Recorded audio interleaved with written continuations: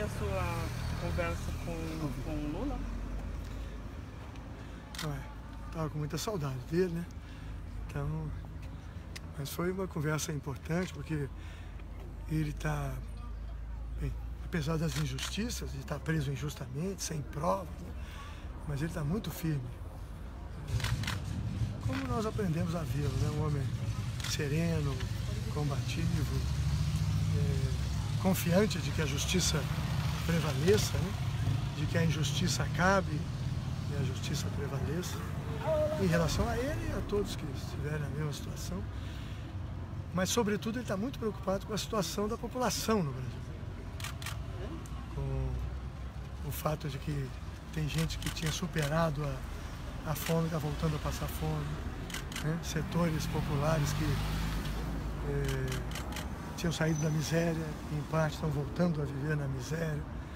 A preocupação do presidente Lula é sobretudo com a situação do povo brasileiro e que isso precisa ser enfrentado e superado rapidamente pela via democrática, né?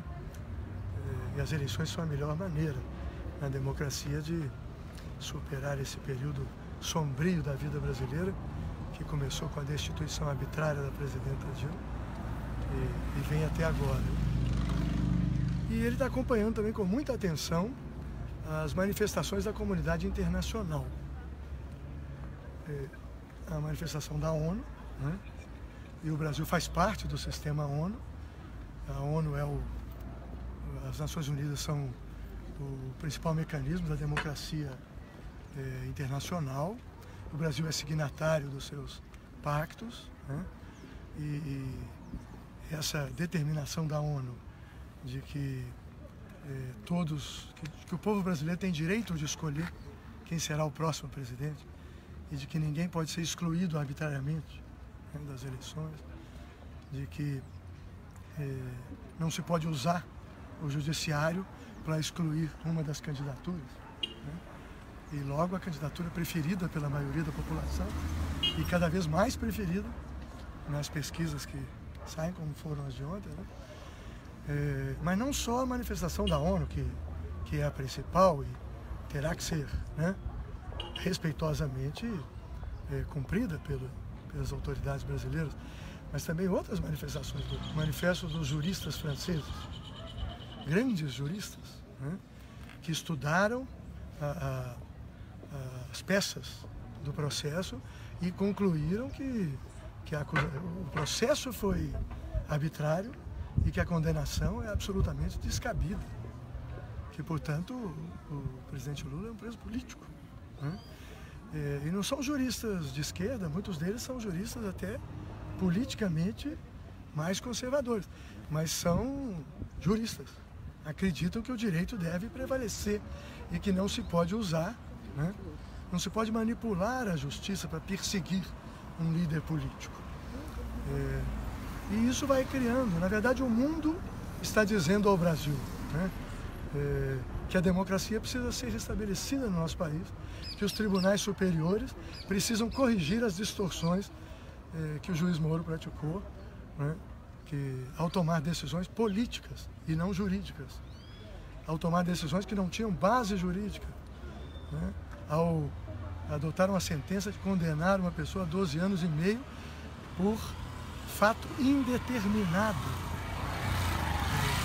É um princípio básico do direito que ninguém pode ser, né, processado e muito menos condenado sem acusação específica, concreta.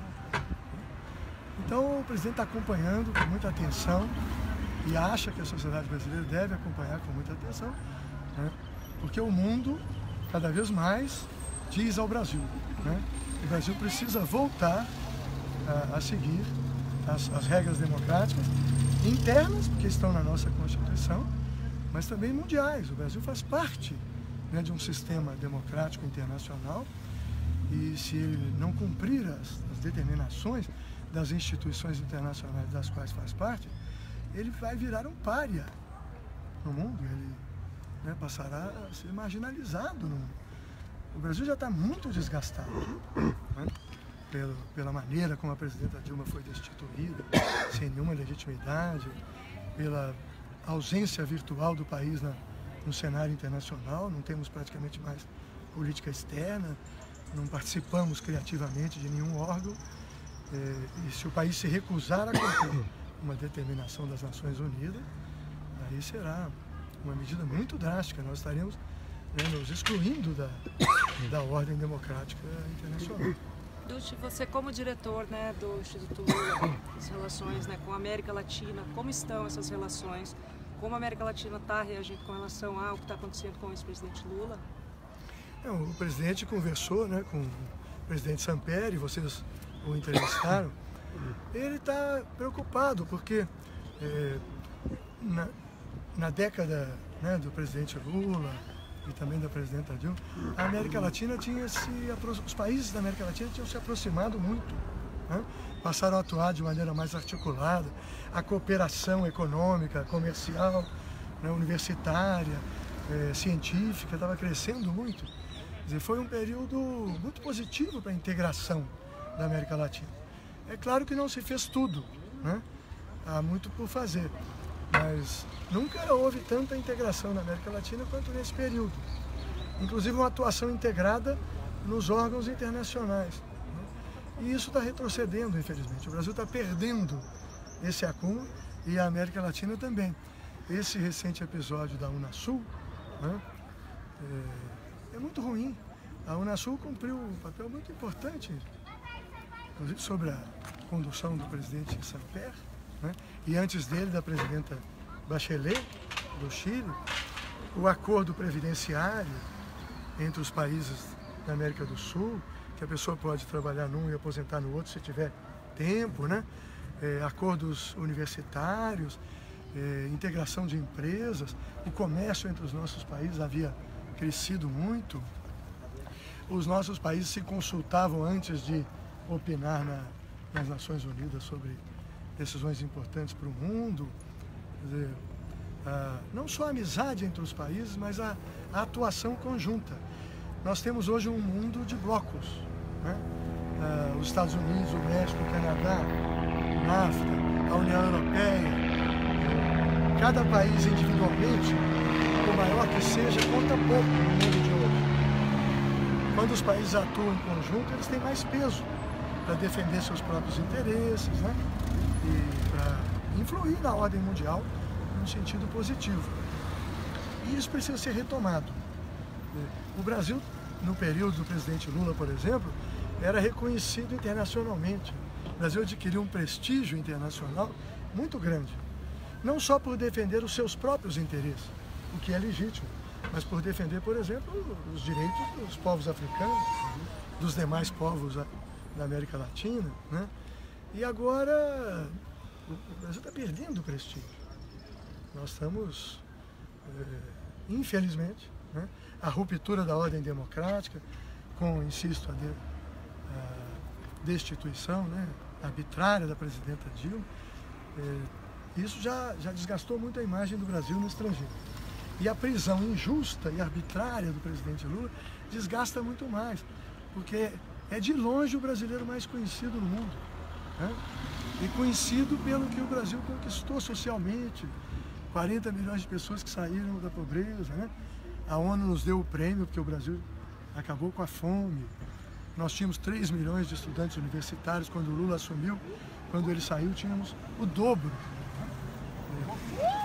Em 8 anos, ele fez mais do que os governos anteriores em 100 anos. E o Brasil, então, adquiriu prestígio no mundo. Se tornou uma referência. O presidente Samper falou hoje. Todos os programas de combate à fome que existem na América Latina se inspiram no Fome Zero e no Bolsa Família. Então, nós adquirimos prestígio por uma ótima coisa, né? Que é o esforço e a capacidade de superar os nossos problemas. E agora estamos ficando queimados no mundo, desgastados, né?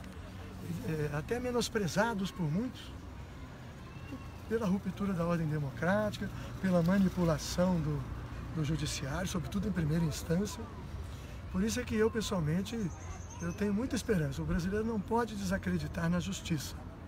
É muito ruim para a democracia, né, que o povo brasileiro, as pesquisas estão mostrando que aos poucos a população começa a a perder a confiança no Poder Judiciário. Por isso eu tenho a esperança de que os tribunais superiores vão corrigir as distorções da primeira instância e até da segunda instância. Né? Os tribunais superiores têm uma autoridade maior. Quem tem que zelar pela lisura, pela honestidade do judiciário, são sobretudo os tribunais superiores. Se na primeira instância o juiz Moro errou redondamente, né, ao dar uma sentença que não tem nenhuma base, sem nenhuma prova, né, não sei por que ele fez isso, se é por intenção política, se foi erro, não importa por que ele fez, mas essa decisão tem que ser corrigida pelos tribunais superiores, a bem da credibilidade da justiça no Brasil. Muito obrigada. Vamos? Está sendo a vigília, ministro? Vamos.